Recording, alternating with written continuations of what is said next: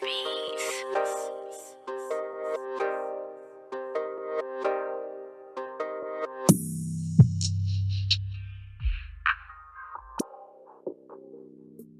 Yo, what's up, YouTube? This is your man, Junior, aka Smoking Guns, out here in Tucson, Arizona, representing the Ultimate Fight Club, giving you the latest content in boxing and MMA news that is out. So, before we get started, make sure to hit the like button on the video, subscribe to the channel, and if you have anything to say, hit me up in the comments section. But this is going to be the aftermath to today's fight, Jake Paul versus Tommy Fury. And dude, this fight was actually a lot more exciting than I thought it was gonna be.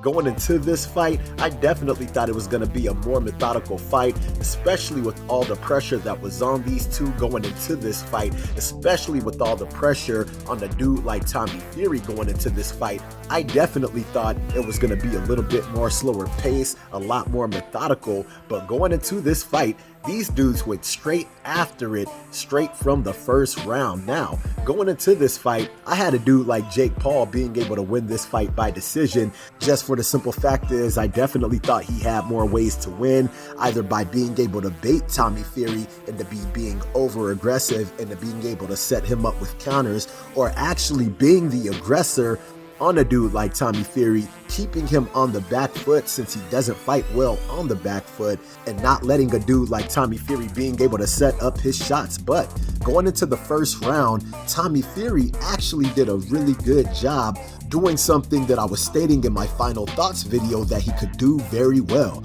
and that is establish that damn jab. And he was establishing the jab on Jake Paul literally throughout the whole fight, working all of his combinations off of his jab, something that I was stating that he does very well.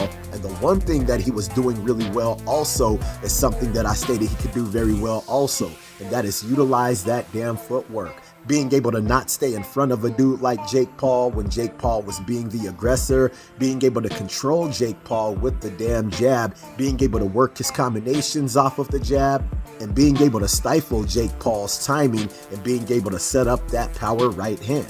And I basically had Tommy Fury winning this fight damn near just using the jab, establishing everything off of the jab.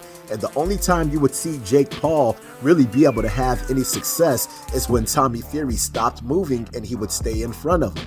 And that was letting Jake Paul be able to get in. When Jake Paul was able to put Tommy Fury on the back foot, you could definitely tell that Tommy Fury was not good at fighting off of the back foot.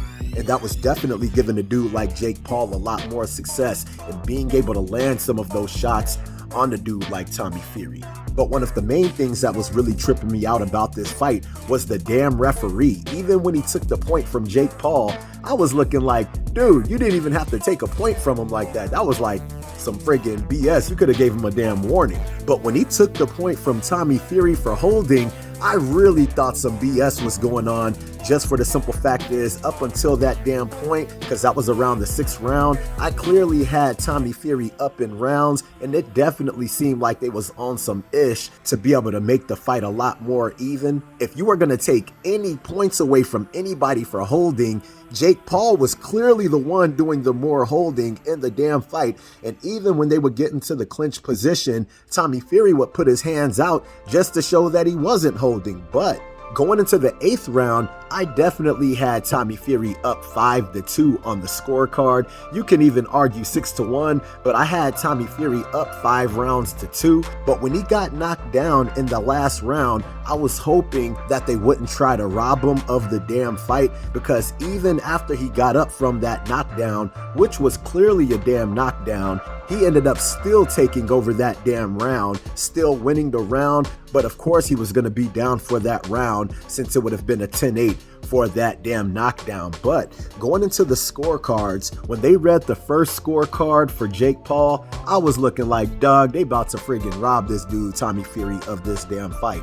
But when they actually scored the fight for Tommy Fury, I was actually happy he did get that damn win. I was happy that he didn't get robbed on the damn scorecards, and they definitely scored it properly and given it to the right person. So with that being stated, you got to give a dude like Tommy Fury his props for having all the pressure in the world, pressure that he did not let get to him, because I definitely thought all of this pressure was going to be getting into him going into this fight, with the pressure from Jake Paul, with the pressure from his own family and his dad, and Tyson Fury talking about taking away his Fury name. Dude, I'm like, dude, if he lets this pressure get to him, he's definitely going to be fighting out of character and end up letting the fight slip out of his hands. And he did a really good job staying composed in this fight and not letting this fight overwhelm him. But going into the future of Tommy Fury, he's now in the rankings for the WBC, so he's got the bragging rights to be in the rankings, and he's got the bragging rights with the win over a dude like Jake Paul, and it definitely seems like a rematch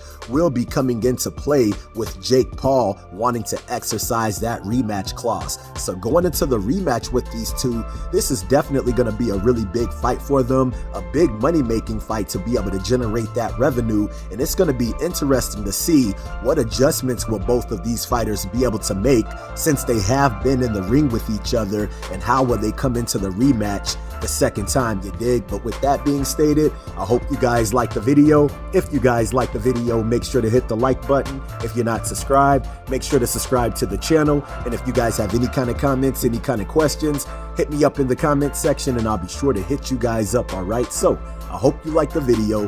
Holla at your man.